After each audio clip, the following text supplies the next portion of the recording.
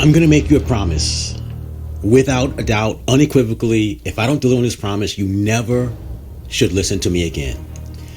In this episode, right now, I am going to explain to you the exact reason you struggle and the next step you must take to end your struggle. But first, you must come to the conclusion, you must admit to yourself that you are the problem. If you're not the problem, then you can't fix it. And so, being in a problem, being in a struggle, we define as being stuck. A Dulaneyism that describes you if you're frustrated because your results do not match your talents and abilities. You, my friend, are stuck if you know what you want. You know what to do to get what you want. And you have what it takes to get what you want.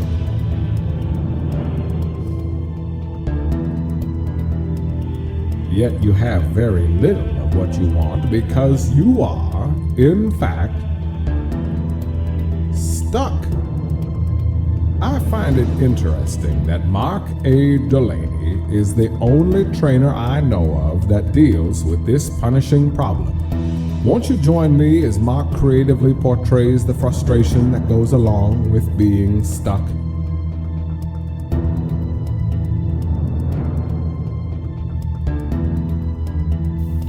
For those of you keeping score at home, that was not the real Morgan Freeman.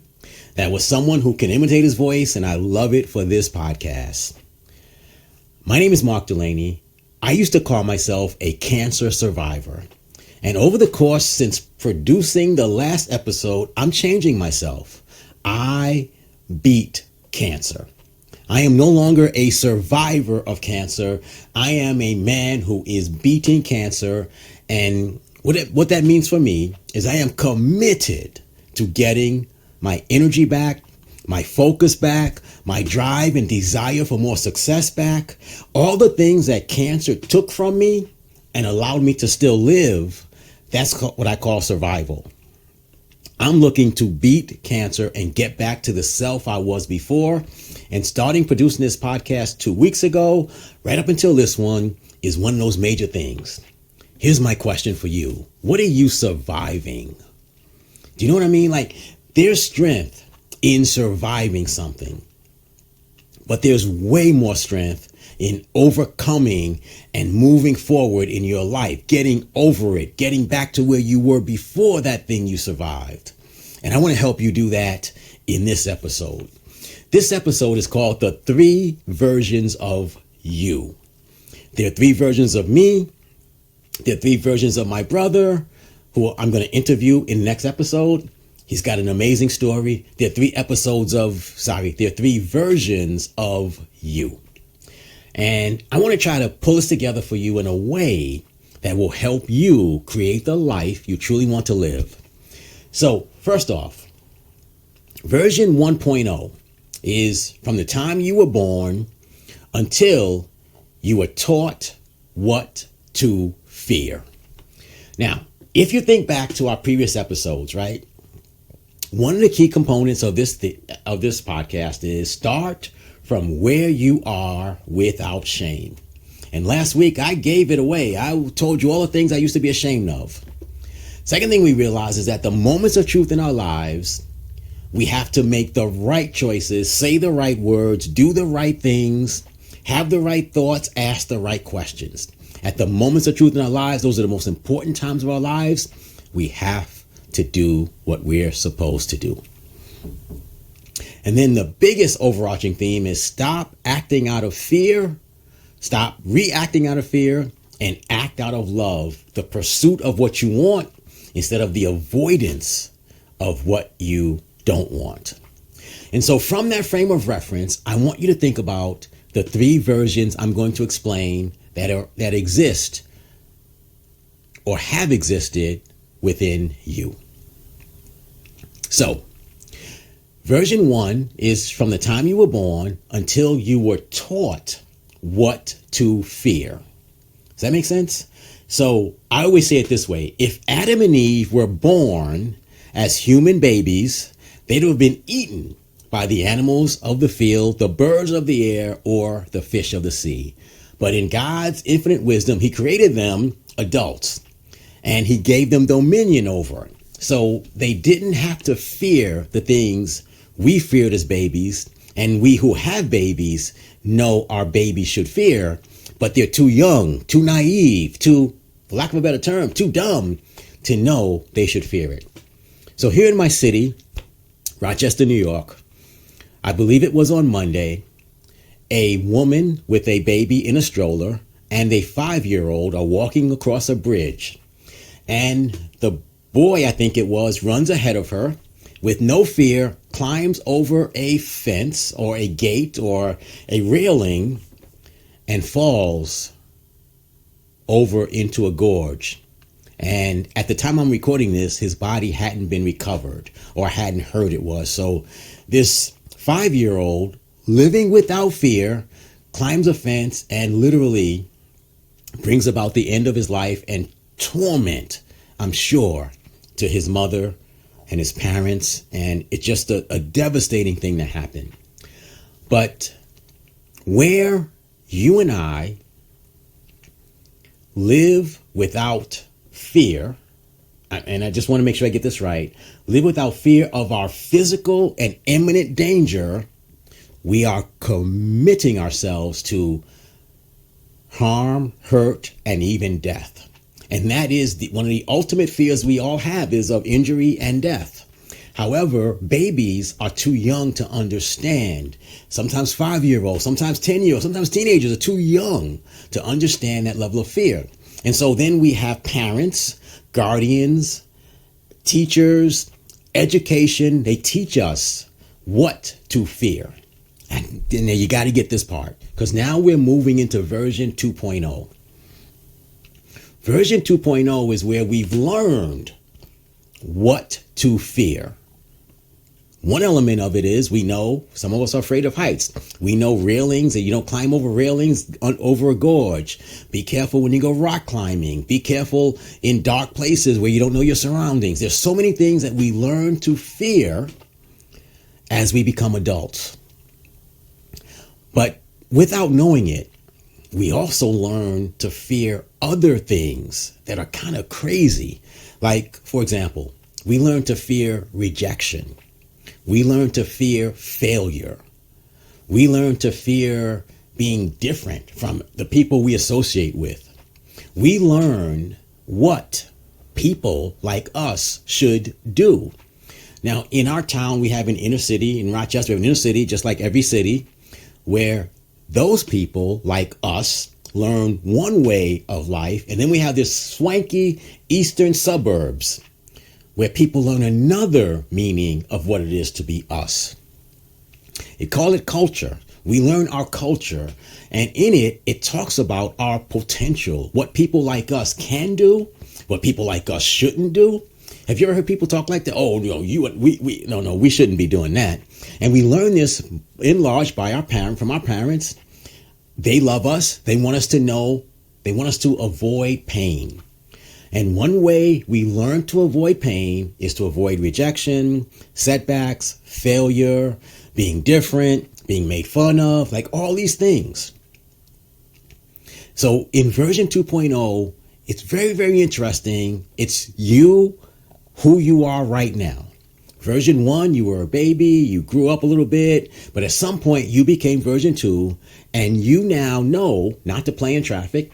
You now know not to jump out of a 5-story building. You now know those things, but you also know what is rejection and how to avoid it. You also know how to fear, getting injured and getting hurt, which is good. You learn how to fear failure. You don't want to fail. You don't want to be rejected. You don't want to be singled out in a crowd for having done something that you shouldn't have been doing. There's so many things that we've learned to fear that we shouldn't fear. Like, nobody ever succeeded without failing first. Everybody's going to get rejected. There's so many things that we have learned to fear as a people. There's so many things we've learned as unique individuals of what we're, quote, capable of and what we're not capable of. So we should never do those things. And these things become limiting factors in our lives. But here's the interesting thing, and this is the thing I find really amazing, and I want you to really think about this. We are taught to fear things like rejection. Nobody ever created success without rejection. We learn to avoid and fear failure. We can't succeed without risking failure. We've learned to be safe physically, but we also learn to be safe mentally and emotionally. Here's why that's a bad thing. You cannot create the life you truly want to live without subjecting yourself to failure and rejection and shame and a little bit of guilt about trying something and all those things that go along with every success story ever told is a story of someone who failed a lot and then they figured it out. Someone who got rejected last minute, all of a sudden we figured it out. Someone who was different from everyone around them. Everybody made fun of them. Everyone said they were crazy. Have you ever been to a movie? A guy named Russell Brunson taught me this many years ago. He basically said, in every great movie that you watch, there is a transformation of the star of that movie from what I'm going to call now version 2.0, where they had fear, they had hesitance, they had avoidance, they had all the things we described in our episode 2 of this podcast that they avoided. They were weak, they were scared, they were fearful, they had bad habits.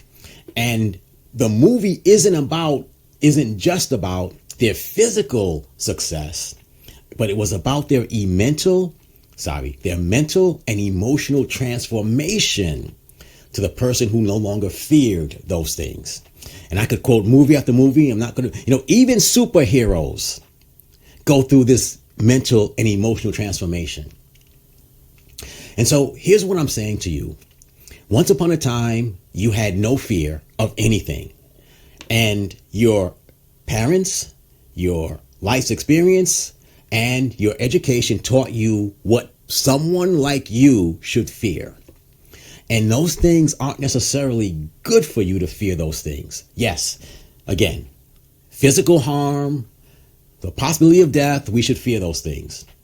But should we fear being rejected? Somebody tells us no, should we? Oh my God, I can't believe it. No, but that's what we've been taught. And that's version 2.0. But there's something else interesting about version 2.0 that I want to bring out for you. Somehow or another, you and I have been taught to fear rejection and failure and setbacks and mental and emotional pain. And so you know what we developed to cope with it? We developed entertainment. And I pray that you get this. We've been taught, rather than build the life you want, sit and watch other people build their lives on television, in movie theaters, on football fields, baseball fields. We've been taught, hey, you know what? You don't go out and you don't fail, but you watch other people fail their way to success. And you pay with your time and your attention. That's okay. It's okay to watch 5 hours of TV after work every night. It's okay to scroll up and down on your phones and watch other people live their lives. That's okay. You can't get rejected doing that, but you will fail in life the more you do those things.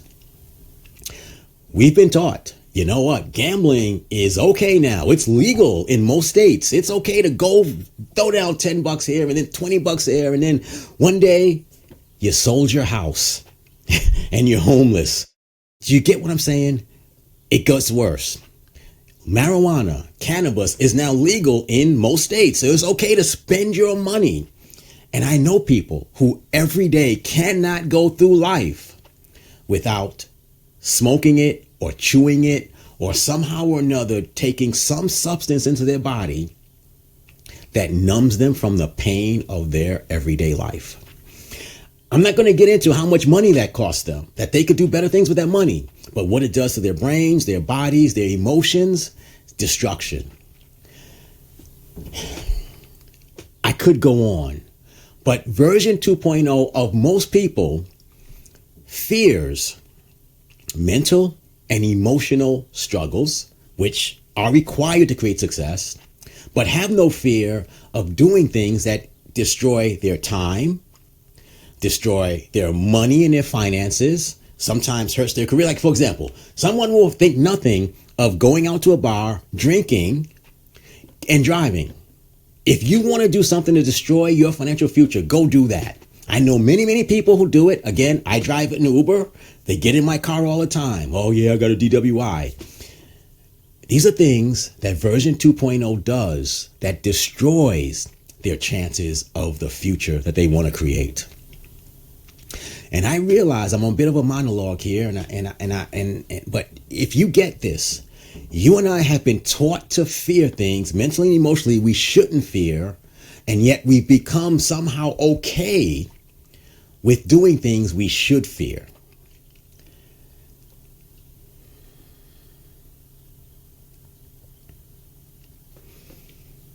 How about the act of cheating on your spouse? So many people. Used to be mostly a male thing, and now from what I can see, females are catching up. Hey, I'll cheat on my husband. I'll cheat on my wife.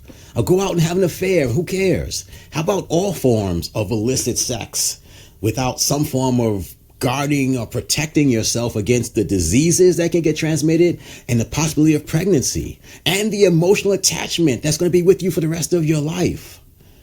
Or it's going to diminish your ability to truly give yourself to one person. There's so many things that version 2.0 accepts and does that are way more risky than being rejected, than failing at something you're trying to do to make yourself more successful. And yet we do it. And it costs us our health, because think about the foods we eat. Think about the alcohol that we consume, the drugs and the other stuff. I don't know what your story is, but we all do something that's kind of a vice that we excuse. Even though it's destroying our health, it's costing us money, it's taking our time and attention away from our success and contributing to everyone else's success in life. So to recap, in version 1.0, you were fearless to physical danger, right? You would go walk off a cliff, you will go play in traffic, you do all these things, but you're not smart, you're not wise, you're not intelligent. In version 2.0, you go from being fearless to physical danger to understanding this could kill me, this could injure me. So you become smarter about that, but somehow or another, you're not fearless or you're not fearful of things that destroy adult lives, be it drugs, alcohol. How about smoking cigarettes? Is there anything dumber that you can do than set something on fire and inhale its smoke? Is there anything dumber than that? Have you ever heard of anything dumber than setting something on fire and inhaling its smoke? But this is version 2.0.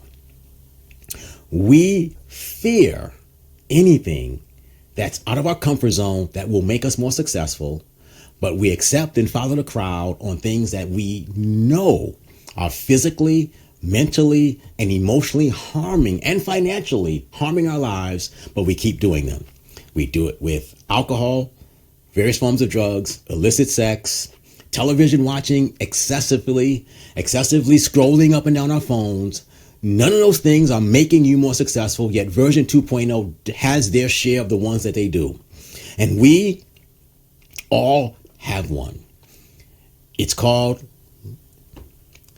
being smarter about physical danger, but being totally numb and dumb and oblivious to the mental and emotional things we do that endanger our future success.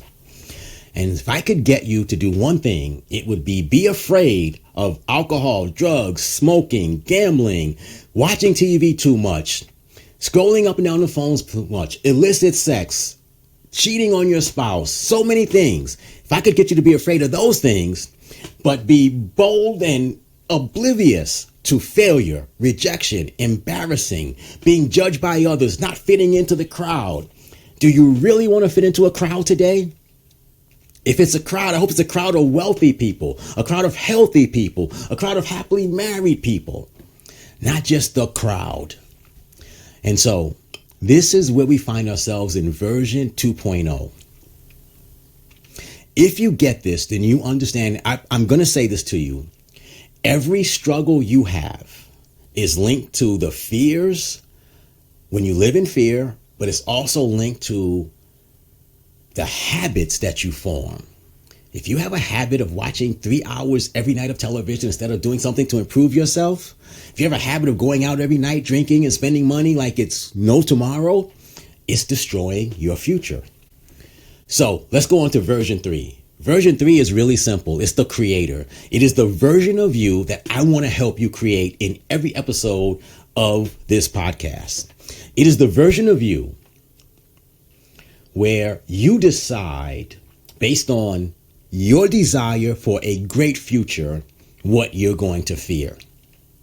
And you realize that fearing rejection, fearing failure is a commitment to staying exactly where you are. You also come to the conclusion that you're not going to, instead of fear of those things, you're going to live in love, which is having empathy for those people you care about and yourself, being curious. How do people create success? Innovating, doing what you learn that other people create success. And then what I call doing the F, it rhymes with duck and it ends in ing, work. There are things you have to do if you want to create success.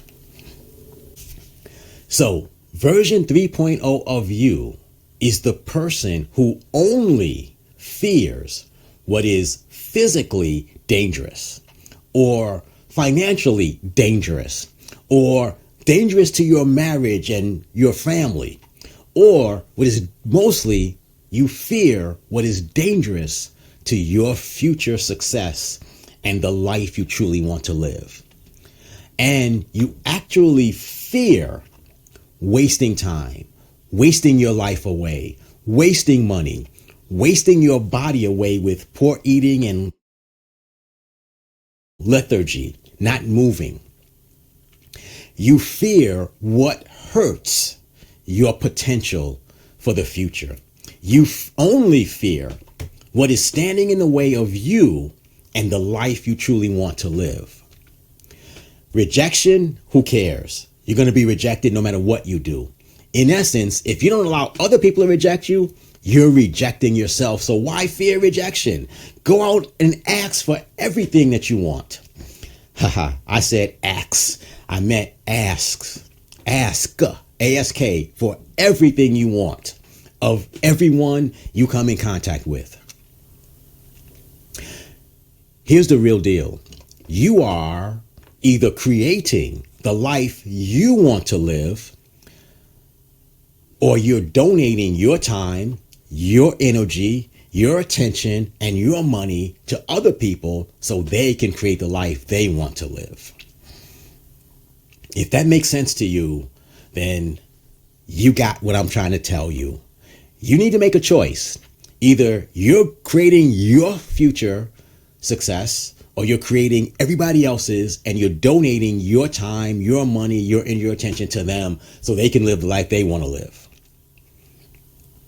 And so one of the things we're going to do in future episodes is we're going to talk about what are the habits of thought that you need to develop for version 3.0. What are the choices you need to develop, the habitual choices you need to make in version 3.0? What are the actions you must take on a consistent basis in version 3.0? What are the words you must say to yourself and others as version 3.0? What are the questions you must ask of the world, God, the planet, other people, and yourself? These are things we're going to talk about in future episodes because those are the habits that create the life you truly want to live. So, here's my question for you. Here's an action item for you, if you will. Where are you stuck? Where are you willing to confess and admit to yourself, and maybe even to me or to anyone, how version 2.0 is guaranteeing you to be stuck where you are in life. How have you been living like a person who will never move forward in your life? If you answer those questions, I think you go a long way to creating version 3.0. Now, everything that I do from this moment forward is to help you create version 3.0 of yourself. So if that's something of interest to you, come back every week. Thursday morning, I'll drop a new episode to help you create version 3.0 of yourself. If that makes sense to you, then I want to give you something you can do every day. I call it in every episode, we do 3 steps to solving a struggle. And so this is 3 steps to eliminating version 2.0 of you and becoming version 3.0 of you. First thing, step 1 is you have to admit you fear the wrong things. If you fear rejection, if you fear failure, if you fear getting a setback, if you fear mental and emotional pain, you're fearing the wrong things. And you need to identify those wrong fears by name. What is yours? How does it impact your life? What are you not willing to do because you're afraid of doing those things? Step number 2, challenge that fear with a small step every day. So if you're afraid of being rejected, start asking for more of what you want from the people in your life. Ask for small things and build yourself up to bigger things. If you're afraid of failure, try something for the first time. You're going to fail at it. Guarantee you. And you'll realize, holy crap, I lived through that. If you fear, like if you're in a relationship, and I've experienced this, and you start fearing that the person that you love is maybe not loving you as much. Have you ever had that feeling? Ask them the question. They may tell you you're crazy, you're wrong, I still love you. They may tell you, yeah, then you can find out why and you can fix it. So, how to reduce the impact of version 2.0 and become version 3.0? Number 1, admit you are fearing the wrong things and identify them by name. Number 2, challenge the fear with small steps daily. And then number 3, after you challenge the step, regardless of the results, celebrate. I call it the Elaine Bennis dance. Google it. Elaine Bennis stands before people. She dances in the most embarrassing way ever. And she's totally oblivious to it until people call it to attention. And all of a sudden she's taught, you are a bad dancer. Until then, she was having a great time. You know what? That is a secret of success. Success is letting everybody else think what they want, but you're doing what you enjoy. And not just enjoy for the sake of enjoyment, but you enjoy it because it's moving you closer to the life you truly want to live. I just want to clarify, doing what you enjoy for pure enjoyment, that's version 2.0. Doing what you learn to enjoy because it brings you success, that, my friends, is version 3.0. And that, my friends, is also the podcast for today. And I'm excited about what you're going to do with what you just learned. I'm going to tell you this. If you take on the transition from version 2.0 with, fearing reasonably physical dangers, but not giving a crap about the things that should mentally, emotionally, financially, health-wise scare you, and you make that transition to where you're no longer afraid of being rejected, but you realize the cost of all those little entertainment sources, that's a shift to life that's going to dramatically improve the quality of your life and set a great example for those you lead, your children, especially your grandchildren and others. How do you create a great life? You learn to fear the right things and you learn to not fear the wrong things. I hope that makes sense to you. My name is Mark Dulaney. I am your biggest supporter. I want to see you become version 3.0 of yourself. I am creating version 3.0 of myself, which is why I'm doing this podcast, starting from where I am. And at the moments of truth in my life, whereas I used to make a left, I now make the right turn that I'm supposed to make. And I want to get you to do the same thing.